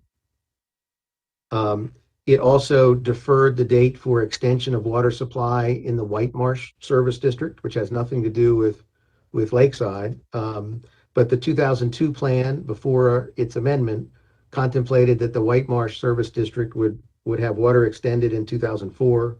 The plan, as amended, calls for that extension to occur in 2025 through 2030. And then notably, the last thing it added to the water table is it added a new capital project for the town, which was a new well and treatment system in the Piney Point Aquifer at a cost of about $1.1 million. And I don't believe Ms. Ryan mentioned it, but that well is, as I understand it, was substantially completed last month, and final completion of that improvement is anticipated in the next several weeks. So that's a capital improvement that the town couldn't have obtained permits for absent Resolution 281. You put it in the capital improvements table at the request of the town. MDE issued those permits. The town spent a little over $1 million and has constructed a new well based on Resolution 281. So, Mr. Showalter, so the upgrade of that water system, is that handling both? Is that handling both? Yes. So the town will have one water system. The water system is looped, and so the water system has adequate capacity to serve initial phases of the Lakeside project. The first pair of wells that will be added to the system have been constructed. They already exist. All that we need to do is add treatment and connect those into the water system. And then as additional demands occur on the system, a second water tower will be added to maintain pressures, and then additional wells and water treatment will occur throughout the build out of the project. I see. And what you just said, I'm just trying to follow you a little bit. This 281 allowed this to happen. Well, all of everything related to Lakeside is permitted by the 2002 report of the review. 281 has more detail, so it provides better granularity for the infrastructure planning, and it updates the dates. Your plan before 281 said all of that would happen 18 years ago. It didn't. So you've updated the dates, and in some cases, where it talks about the additional extension into the rest of Lakeside, you push that out to 2025 through 2030. So you updated the timing. The component that is really truly new was the construction of a new well and water treatment system for the town, which they've already completed. Gotcha. The next changes that 281 accomplished are in the table 21, which is the trapped sewer system capital improvements table. And again, it's not coincidence that the 2002 report of the review referenced a 540,000 gallon wastewater treatment plant for Trap East. That was the conceptual size that was determined to be needed for an annexation that the town was beginning to think about infrastructure for. And that's what we're building today. So your table still contemplates a 540,000 gallon wastewater treatment plant, but the time frame for construction was changed from 2003, which is when it was anticipated to be starting in 2002 when the plan was adopted, to 2020. So you push that forward 17 years. They made similar changes on the extensions of that sewer collection system throughout Lakeside. And instead of saying it would start in 2006, it pushes future extensions down into the 2025 through 2030 timeframe. Similar to water for the White Marsh Service District, you adjusted the date for extension of sewer to the White Marsh District from 2004 to 2025 through 2030. The extension of sewer along Howe Point Road was contemplated in 2002 to begin in 2005. That hasn't happened, so Resolution 281 pushes that capital improvement project out to 2022. And then these are two really significant changes. Resolution 281 amended the capital improvements table to provide for upgrade or replacement of the TRAP's existing wastewater treatment plant. So as Ms. Ryan just reported, because you adopted 281 and 281 provides for an upgrade of the town's treatment plant to E&R, they're able to complete and submit a PER to MDE, which is undergoing review. That was added by Resolution 281. It wasn't added because of the discussion that's occurred over the last 6 months. It wasn't added because of the violations that occurred in February. That capital improvement was identified by the town, discussed with Mr. Clark beginning in 2019, and was presented to the county in the application as an improvement the town intended to make, beginning, as indicated in that table. And the county adopted 281 and put the capital improvement in the program. The other capital improvement, which goes to the questions about I&I, the town specifically identified again back in 2019 and 20 a need and a desire to further address I&I in its system. And so the town called for the repair or replacement of 7 of their existing pump stations and gravity lines throughout the town. That was put in 281. The council's adoption of 281 added that as a capital improvement. The Harrison Circle lining of collection system was done by the council and completed a little more than a year ago. Notably, the town has incurred expenses and borrowed in excess of $1 million, about $1.5 million, for design of pump stations that are in Resolution 281. And that upgrade is intended to address the I&I issues that exist in the town. So I think the next thing I'd like to talk about is what would be the impact of undoing Resolution 281, whatever that means. And to be very clear, for the reasons I've previously expressed and don't think we need to get into tonight, I do not believe the county council has the legal authority to rescind Resolution 281. So I'm just speaking hypothetically. I'm not conceding that you can, but I'm just saying if you did that and purported to rescind it, what would that mean for the Lakeside project in the town of Trapp? The first is phasing of the Lakeside water and sewer service designations. As Mr. Clark advised, MDE has indicated for years that it views the S2 designation on Figure 24 of the 2002 report of the review as the service area designation under the water and sewer plan. And I'll come back to that in a minute. I agree with that interpretation. And MDE has also, as I understand it, consistently advised the county engineer that because of the passage of time and the time that was specified in the 2002 report of the review, it didn't matter whether it's S1 or S1 or S2, everything that's in the town of Trapp is available for service. So what Resolution 281 did is you adopted new water and sewer service area designations, and you designated the southern half of the project as S2W2. And under the county's water and sewer plan, S2W2 is a service designation that indicates its program for progress within a 3 to 5 year period from the date of adoption of the amendment. So before 281, the entire 2,500 units of Lakeside in MDE's minds could be served by water and sewer. After the adoption of 281, the southern half of Lakeside isn't available for service until 3 to 5 years after your adoption of 281. If you rescind 281, my belief is you revert back to that S2 designation for the entire property, but the 3 to 5 year measurement is from the date of adoption of the plan. So it's 3 to 5 years from 2002, not 3 to 5 years from your rescission. So in other words, the entire area is available for service. The rescission or unwinding, whatever the right verb is, of Resolution 281 would change the specifics about the Lakeside wastewater treatment plant. Go back to the language that's in the 2002 plan. There's still specific provisions for a 540,000 gallon per day treatment plant. that will use spray irrigation for its disposal, but it would be permitted to use BNR, biological nutrient removal treatment technology, instead of today's standard of enhanced nutrient removal. So you would permit a less stringent permit to be issued. The first 120 homes to be constructed to be connected to the trap wastewater treatment plant. And again, as I mentioned, I understand that's largely the focus of comments that you've received.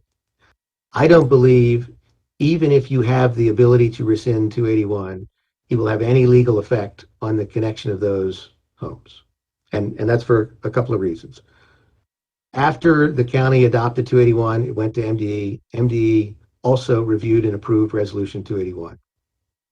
On the basis of those approvals, the town and the developer entered into a contract pursuant to which the town allocated 120 equivalent dwelling units, or EDUs, of capacity to the Lakeside project. The town's received payments in excess of $600,000 using the town's standard sewer capacity connection charges, and has been paid for that capacity. The developer has progressed with construction on the basis of that agreement. Also, on the basis of both that agreement and Resolution 281, construction plans were designed for a pump station that will send wastewater initially to the town's collection system and then ultimately to the Lakeside treatment plant. Those plans were submitted, they were reviewed and approved by the town's engineers, and then they were submitted to MDE. And MDE reviewed and approved those plans and issued a construction permit for the pump station and force main connection to the town of Trapp in April of 2021. That force main has been constructed, it's in the ground. The wet well and pump station are in the ground. Mechanical equipment is being installed. The pump will be set as soon as electric is extended to the pump station, but that improvement is substantially complete.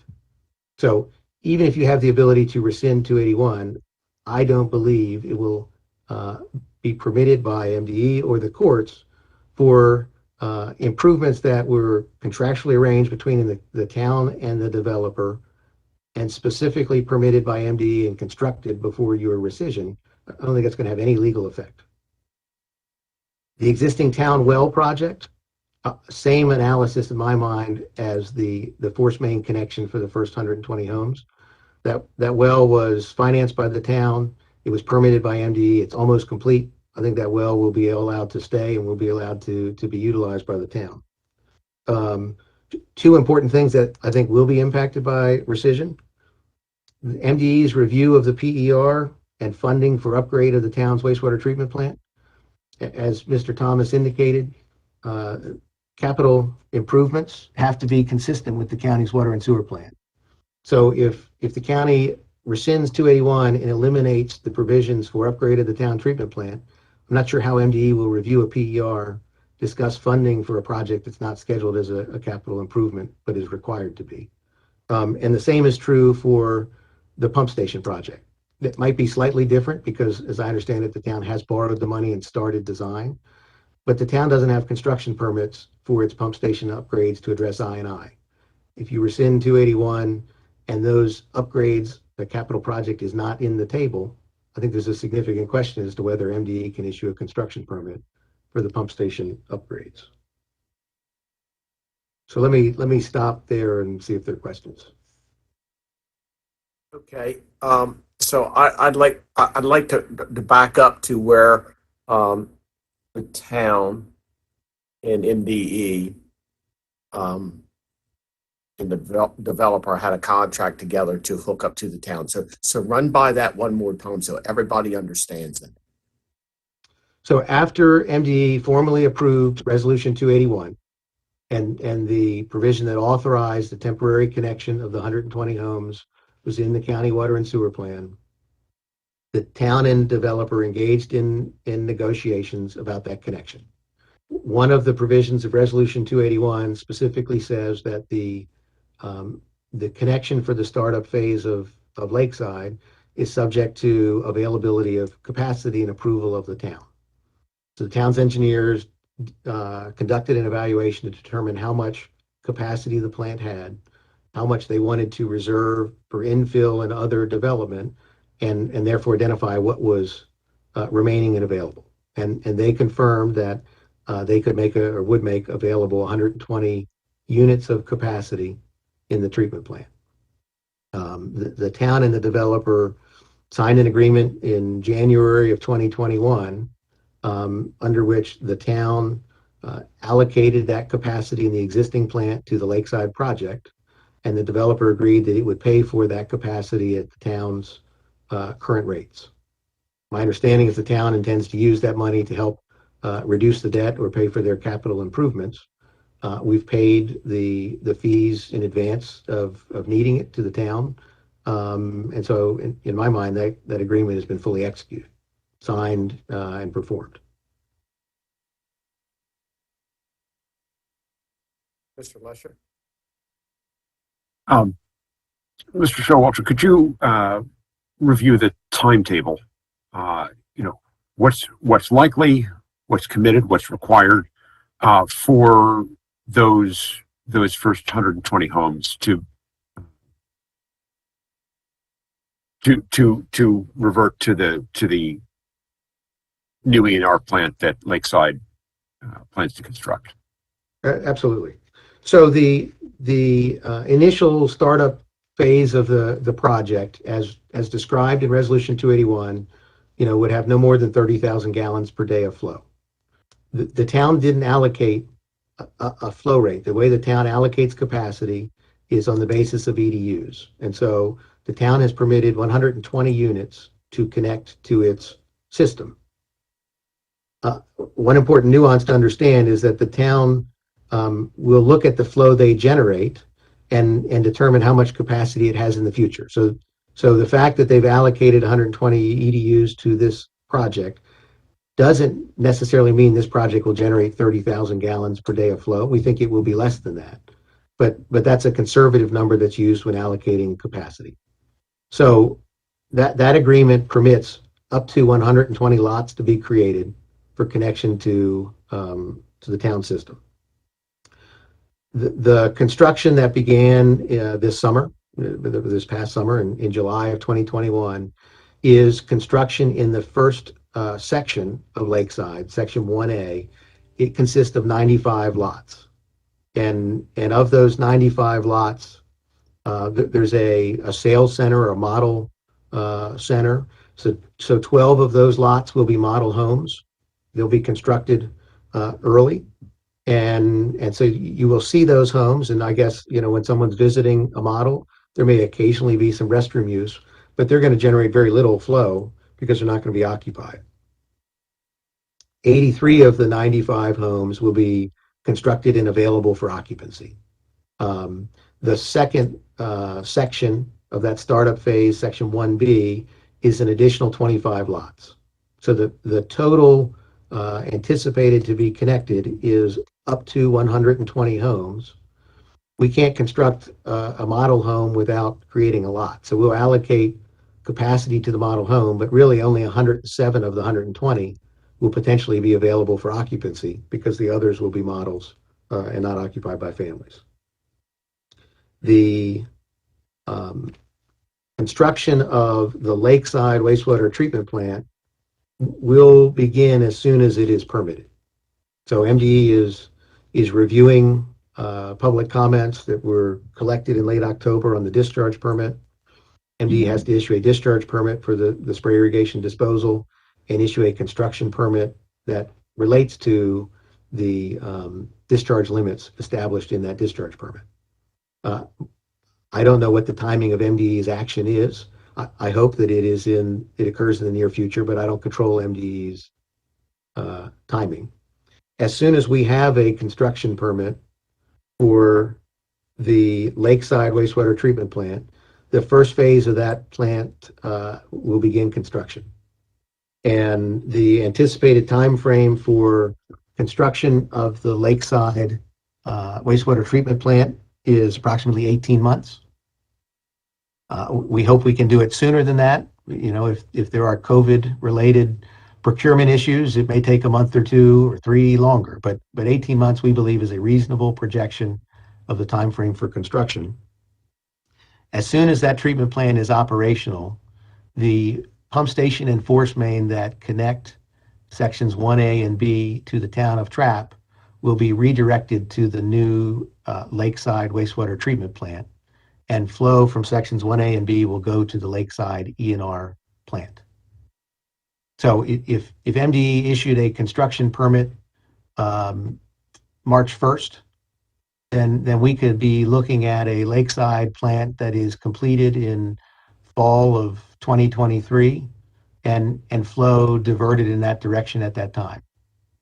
That may very well be before the 107 homes that are intended to be available for occupancy will even be all occupied. You know, the timing of build out, timing of occupancy is going to be driven by the market. And if I had a crystal ball, you know, we'd probably be in a different place. So we don't know what that timing will be. But contrary to suggestions you've heard in the past, it's not our intent to construct this project and live off of the 120 units and defer construction of that treatment plant indefinitely. It's exactly the opposite. We intend to start construction as soon as construction permits are issued. Mr. Showalter? Yes, ma'am. Hello? Okay. I mean, you have said that many, many times, and can you hear me? Let me see if I can get some video. If I can get video. I can hear you. I can hear you fine. Okay. And the resolution that I put out basically just said what you just said and put it in writing. And I've asked you that, you know, before. Can you put that in writing? You know, intent is a wonderful thing, but as any good person, business person knows, if you don't have it in writing, then you ain't got it. And I believe the intentions are good, but circumstances happen. And so that's really what I put forth with 313 was just basically to get that in writing, that once they gave you the discharge permit, you know, 18 months from there, which is really following your timeline. I listened to your words when preparing that resolution. And, you know, a couple of months ago, it seemed like you and the town of Trapp were, you know, on board with that. I mean, I think there were some conversations that had been had. I think Mr. Callahan and Mr. DeVillio may have met with you, and that seemed fine. And somehow 313 has kind of fallen apart.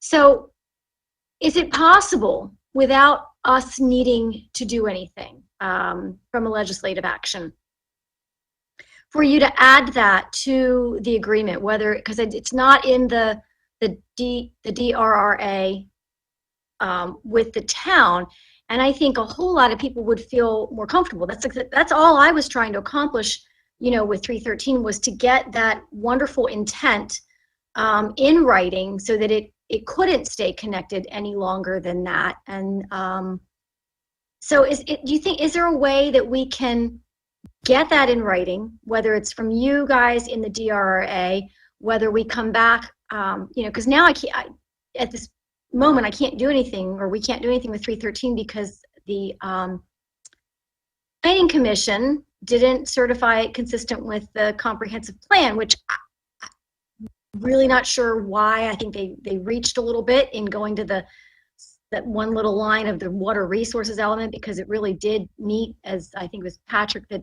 described, you know, all the 7 elements, or Miguel maybe, that described all the 7 elements for consistency. So again, I was just trying to get that piece in writing. Is there another way that we can accomplish this and adding something in writing? Well, so a couple of responses. It is the notion that we will connect those homes, that we shall connect those homes to the Lakeside plan as soon as it is complete, was added to the DRRA. So that this general comment or question, you know, arose before the town council's hearing on the First Amendment to the Developers' Rights and Responsibilities Agreement. They specifically discussed, or we specifically discussed, an amendment or a change before the public hearing, and then they revised that document to make the redirection of flow mandatory. So that was put into the DRRA. I've indicated to you before that we don't have a problem speaking on behalf of the developer, committing to beginning construction of that wastewater treatment plant as soon as we have those permits. Now, if those permits are appealed, obviously appeal periods have to lapse. I mean, we have to be in a position where we can truly construct the plant. And that sentence of Resolution 313, I think, was consistent with our discussions. And I don't have a problem. I've committed on the record multiple times, and I'm doing it tonight, and we can work with you to find another way to memorialize it. It is our intent, and we're willing to commit to constructing the Lakeside treatment plant first phase as soon as we have final non-appealable construction permits for that project. That would be great. Again, we worked on the language and tried really hard to get that language beyond the appeals process, because we know that you can't do anything until MDE issues that discharge permit, and that there might be lawsuits. But that's the other thing, is that once we have it in writing, because legally we don't, I say we, whoever, Talbot County, TRAP, citizens, if you could, if it didn't happen, oh, we had the best of intentions, but there was nothing in writing, so nobody's done anything, wrong. So I would really appreciate you putting some language and putting it in whatever document is appropriate, so that that does happen as soon as MDE, continues going through their 3,700 comments that they have to go through to figure out what if the permit. When it's issued, and what kind of permit it's going to be. So if you will commit to putting that language together and in the appropriate document, I think that would be extremely helpful. I'm happy to do so. I would say the one thing that we've had that I've always had as a caveat that I want to make clear, change in the commitment. The 18th month time frame is a reasonable best guess. So we don't control procurement. We don't control timing of construction. We can control when we start, and we can commit to working in good faith. And believe me, it's in our interest to have that completed, because if the market is as strong as it has been for the last several months, the 120 homes of capacity in TRAP will be a constraint. Having that plant constructed is what we need to have in order to continue construction progress with the project. It's clearly in our interest to make it happen. I just don't want to be in a position, if we're at month 19 or 20, for reasons beyond our control, that everyone becomes upset and says that it's bad faith, misrepresentations, and default, because that obviously would not be where we are. No, as long as everything, once it starts and you're going through a process and you don't just stop for some arbitrary reason, okay, fine, you can't get a pipe because it's stuck on a boat somewhere out in the middle of the Atlantic Ocean. I mean, that's completely different. But as long as everything, all the efforts are being made to continue, and you don't go, oh my gosh, we can't sell any homes, and so I don't want to invest, however many millions of dollars it takes, because the market changes, which we know can change, any minute. So as long as all the efforts are being made, despite, even if, again, if you have some supply chain issues, which we certainly have now, but not simply because of cost or the market. Happy to commit to that. And as there are certainly members of the public, I understand, who don't want to see this project happen, and that's their principal objective in comments. I think there are others who accept that this project is going to happen and want to see all of the wastewater treated with ENR level technology.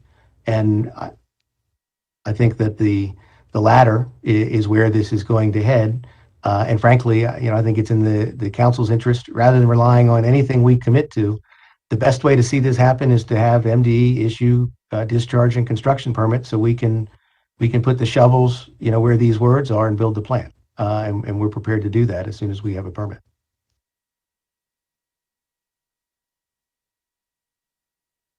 Ms. Price, are you good? Okay. Yeah, I am, good with that. That's what I was trying to accomplish. Thank you. Mr. Lush, are you on here? Sorry, I'm back on. I had a router crash, and I'm now in by phone. Yes. No. Did you hear what Ms. Price asked? I might I didn't know if you missed some of that from Mr. Showalter's. I did, but at this point, we don't need to lead all the public through this. I can go back and listen to the recording later Okay, and catch no up on problem. this. No problem. I just wanted to make sure if you wanted to hear it real quick, you hear it from Mr. Showalter's. That's all. So, I'm back online too, Chuck. Sorry, Corey. Okay. No problem, Corey. I appreciate that. Corey, do you have anything for Mr. Showalter's? No, I picked up the last of Ryan's comments. I've heard him before. I think he's right on point. As soon as MDE issues the permits, they'll start the construction of the E&R plant. So they can't move until MDE does their job and issues their permit. So I don't know what more we can ask of them. Once they get the permit, they'll start construction. Yep. I agree. Mr. DeVillio. I don't have any questions for him at this time. Thank you. So let's, hey Ray, I think, let's give, I think you've got Corey, from Public Works, right? Yes, sir. Yep. Yes, sir. I want to give him the courtesy if he would like to say anything. Corey, you on? Yes, sir, I am on. Can you hear me okay? Yes, sir, I can. Yes, sir. Yep. Appreciate you being here tonight.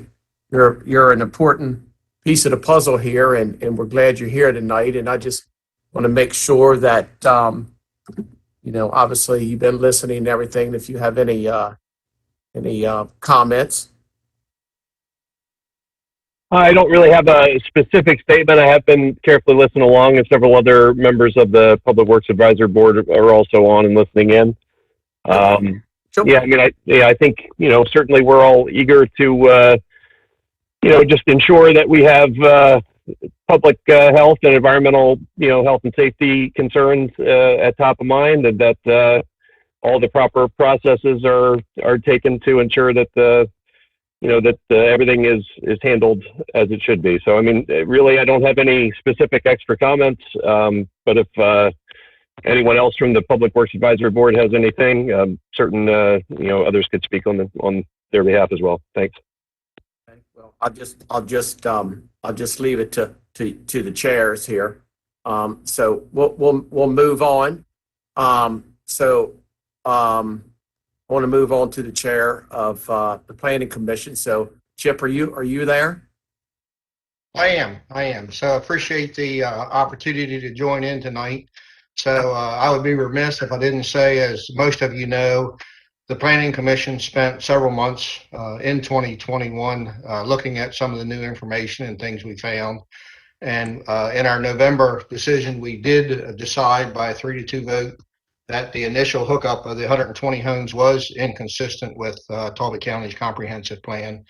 And I understand Mr. Showalter's concerns and the information that he brought about what had developed prior to our decision that the Planning Commission did not know about. I commend the town of Trapp on their recent action. I think that's good. I look forward to the day that happens. Unfortunately, when I look at the 7 standards of the comprehensive plan, those economic factors is not one, as well as the timeline is not one.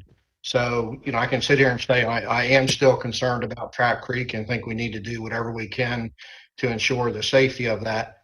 And I think most would agree with that. One thing we do look forward with working with the county council. I think we all got a letter from Lee Curry. You did. We were CC'd on it, where MDE would like for the Planning Commission and the county council to move forward on this, so they know how the county feels. So we look forward to that in the spirit of cooperation. So thanks for the opportunity to speak. Thank you, Mr. Council, and I will follow up with what Mr. Council said. Yes, MDE did sent me and Mr. Council a letter that they would, prefer us to get together, and that's why we're here tonight. This really was an eye opener for a lot of people for TRAP. We all want to get to the finish line on this, and we all want this to be health, just like the gentleman said. We want Talbot County to be safe, healthy, and this project be one of the best projects on the Eastern Shore. I know that people feel a little different about it sometimes, but it's our job to make sure that it's healthy.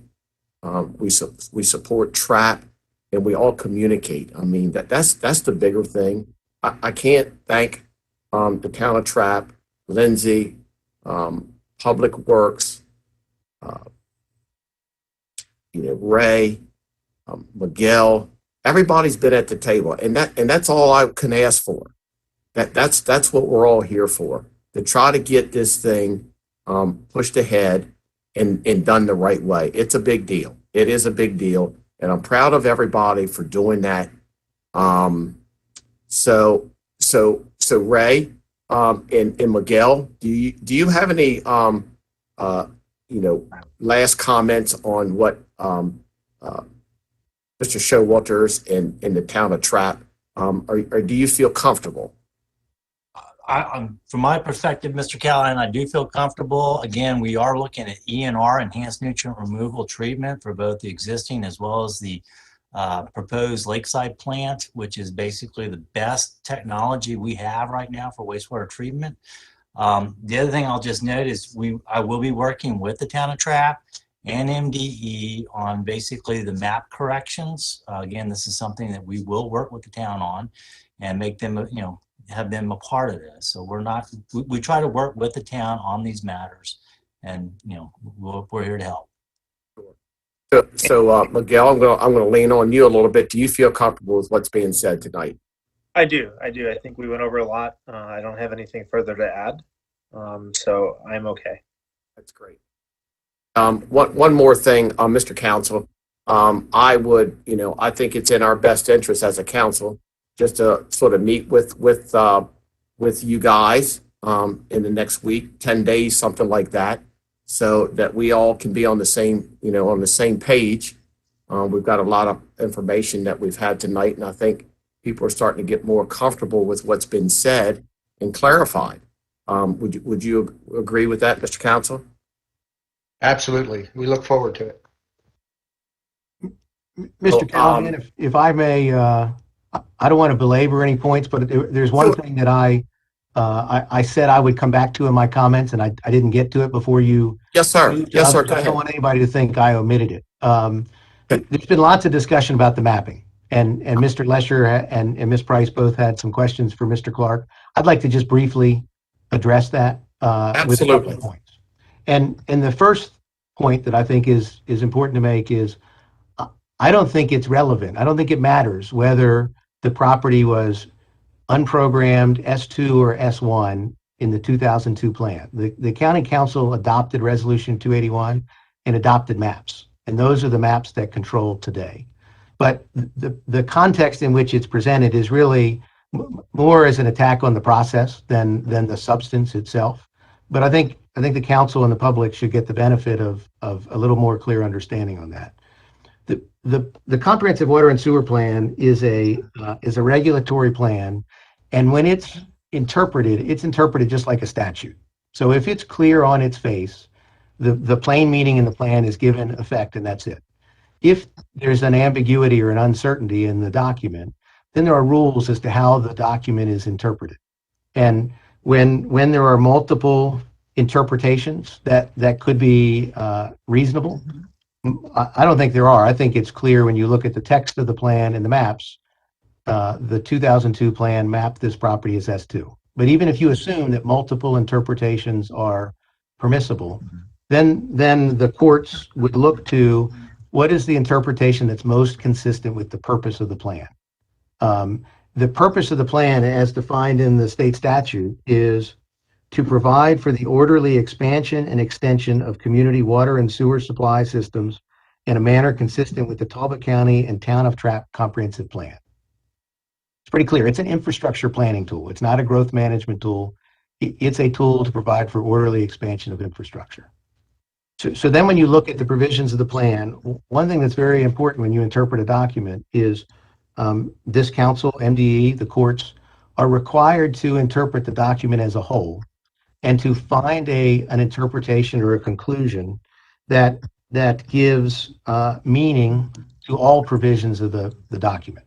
It's not permissible to look at an individual map by itself without looking at the text, or to construe the text in the tables in a map in a way that is illogical. And so I'd just like to walk briefly through the 2002 plan, because I think it would help with some of the public debate. Sure. The 2002 Before you plan. start that, I'm sorry. I'm sorry. I have another meeting that starts in like 3 minutes, so I'm going to leave you all. I want to thank everybody for being here tonight, and thank Lindsay and Ryan for their presentation, and I'll catch up on the rest of it. Thank you so much. Thank you, Ms. Price. I appreciate you being here. Thank you. So the capital improvement plans in the water and sewer plan of 2002 are specifically described as plans for the next 5 years that outline proposed measures to upgrade or expand the operation of wastewater treatment facilities within the incorporated municipalities. The plan notes that it updates the inventory of existing and proposed facilities. And it goes through and makes it clear that the capital improvement projects are programmed by this document. You know, program doesn't mean only in a table. Program means they are programmed for construction and service. And it says that the table identifies the project, the year in which the project will be completed, and other relevant documents. The plan then goes on in both the water and sewer sections to note that service area maps are incorporated, and it references either figures 7 through 14 or the sewer maps. It specifically incorporates both town of Trapp water maps and both town of Trapp sewer maps as the service area maps that depict areas programmed to extend water service or sewer service in the respective municipality. So again, when you look at the text of the plan, it adds context and makes it clear that figure 24 it's not an artifact. It's not something just set aside to identify some hypothetical future plan. It is a service area map incorporated by the text that identifies those areas programmed for service. When you then look at the capital improvement programs, both in the water and the sewer area, they specifically identify Trapp East and call for the improvements to be constructed in 2003. It's illogical to look at figure 24 and say that entire area is unprogrammed for service, but we're going to construct a wastewater treatment plant, a water supply system in that area in a year or so. The text in both the water and sewer sections in Trapp then I think explains why there are two maps in Trapp. And figure 23, we'll use sewer only to make it easy. Figure 23 is a service area map for the existing town of Trapp, and the text makes that clear. The text then goes on to say that in addition, the town is going to create 2 new service districts, and that figure 24 depicts those service districts. So figure 24 is not intended to regulate the service area of the existing town. That's figure 23. Figure 24 depicts the White Marsh and Trapp East service districts. And the text again says that these districts are defined using a line and with various colors, shading, and hatching, defining the areas of existing and future water or sewer service. And it specifically references the service designation shading and says that's the purpose of that map. And finally, the text notes that when the land is annexed to the town of Trapp, the area would be designated as S1 or W1. Reminder, the annexation occurred in 2003. There were a couple of attempts by the town and county to tackle this in the 18 years after annexation, but the W1, S1 designation that was provided for in the text, wasn't implemented until recently.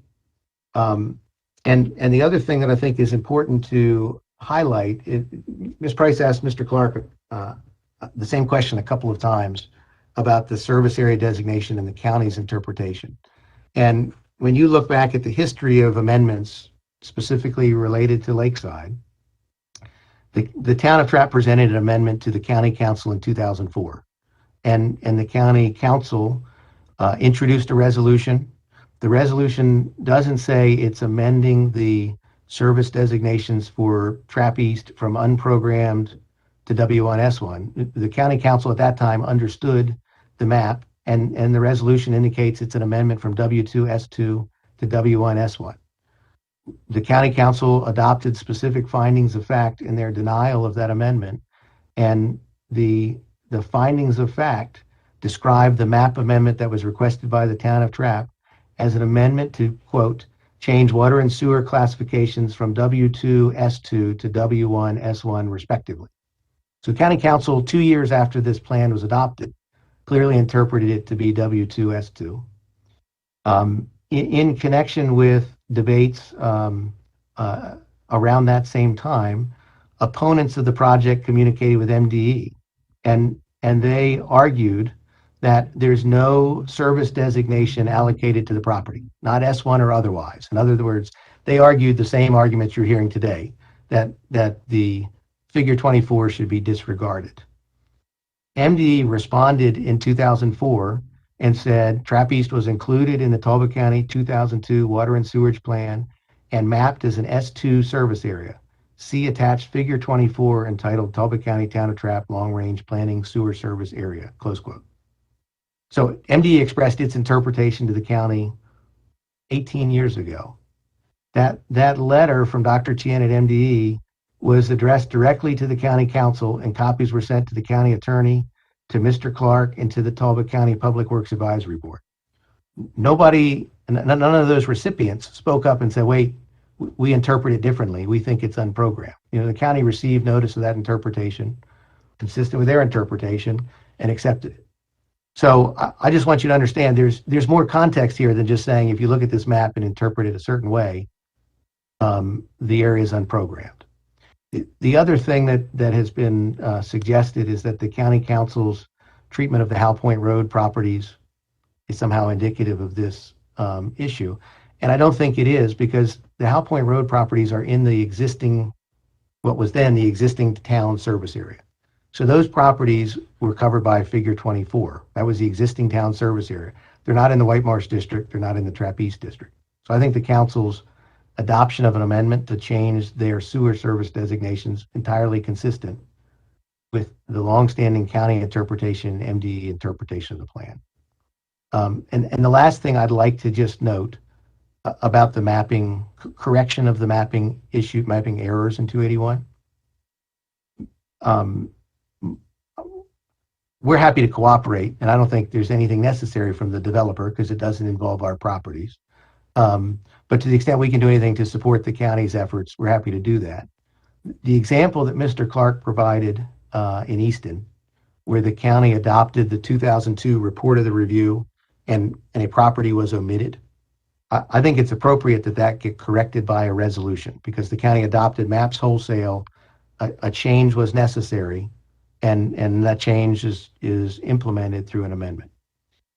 I think we have a different circumstance here. And so I would suggest the county, in the interest of seeing that corrected as efficiently as possible. In this case, the county adopted a resolution that specifically described what you intended to change. And it just so happened that the maps that were attached to it had some clerical inclusions or exclusions. I don't think the county needs to adopt a new resolution to fix those. I think that those are clerical errors. The intent can be discerned from the text of the resolution. And I believe that the county probably can submit new maps to MDE identifying that error without putting yourself through the process of a formal amendment. But I just share that, and with that, I will conclude my comments unless there are any questions. Thank you, Mr. Showalter. So council, let's go around the table here. Mr. Lesher, you're back with us, are you?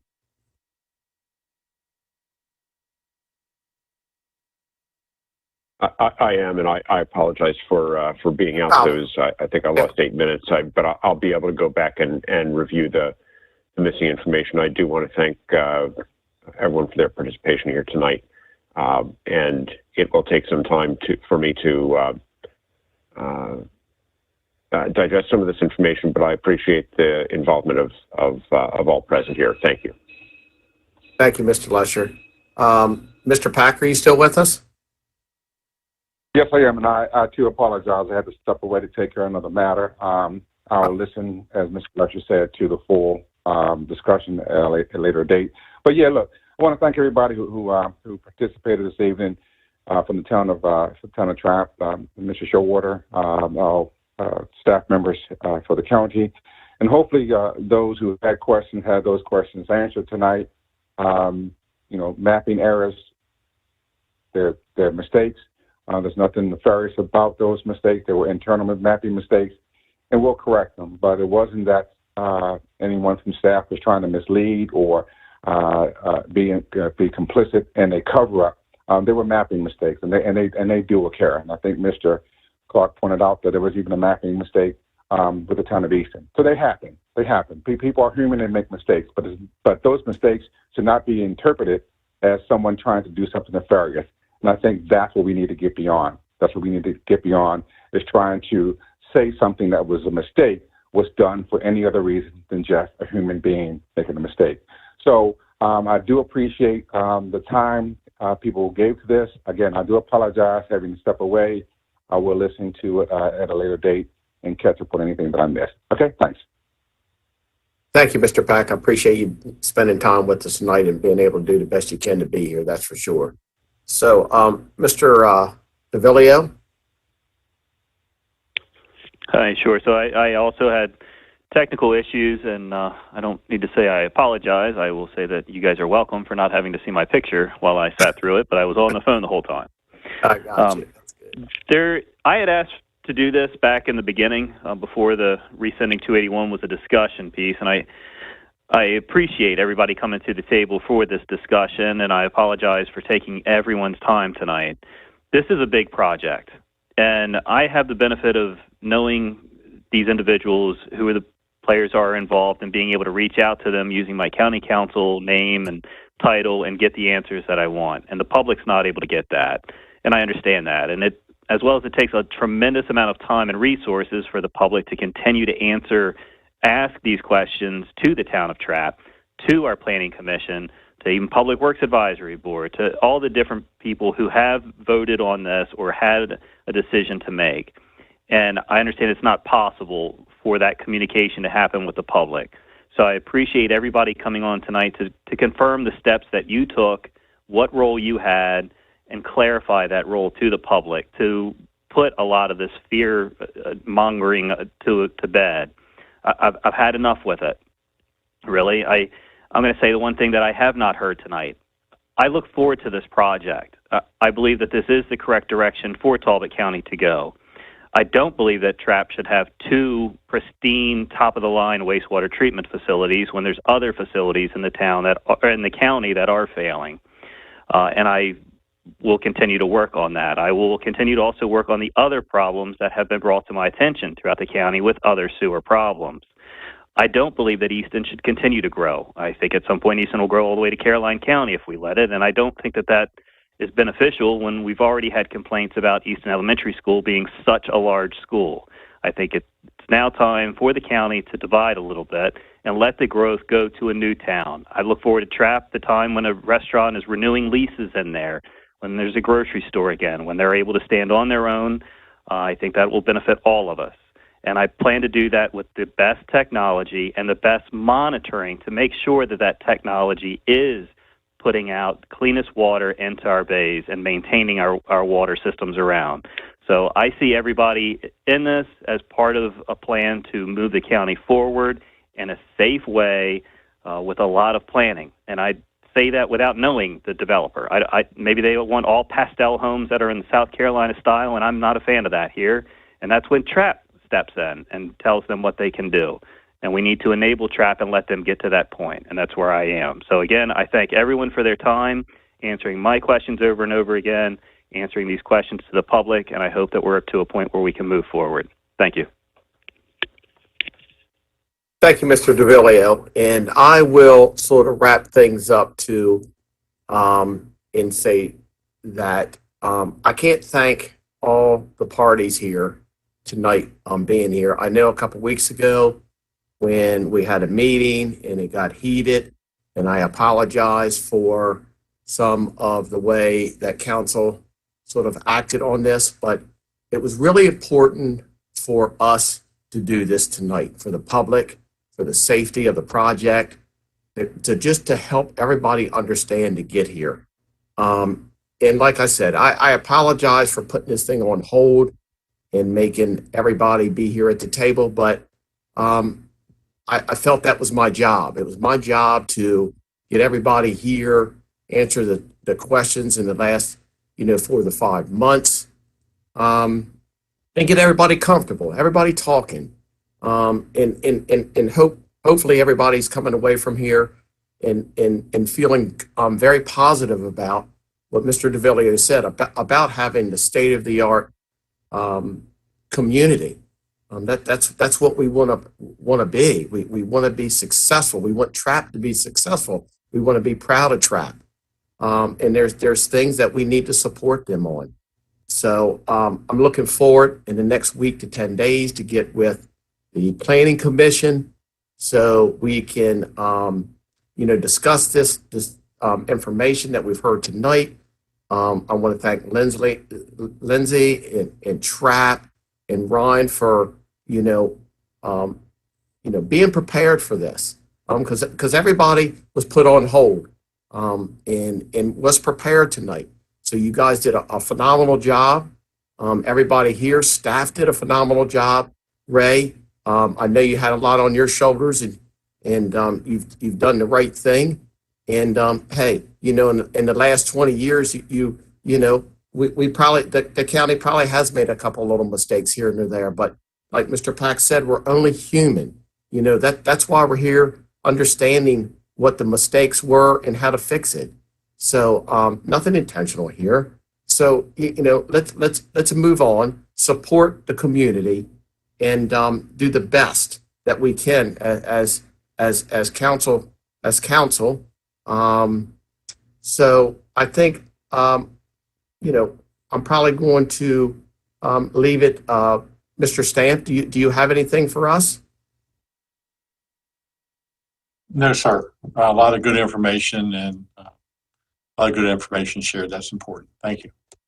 Thank you. Ms. Morris, that's the boss. That's my boss. Okay. Ms. Morris. Yeah, it was a good meeting. Appreciate everybody being in attendance tonight. Thanks a lot. I want to thank staff for preparing staff for all this. Patrick, do you have any closing words? No, I do not. But thank you. Okay. Well, thanks a lot for on our end with staff on preparing us, council, and all the hard work you've been trying to answer emails and stuff. And I'm going to end it. Everybody's welcome to send us an email. And we'll go from there. So other than that, everybody have a great evening, and I really appreciate everything.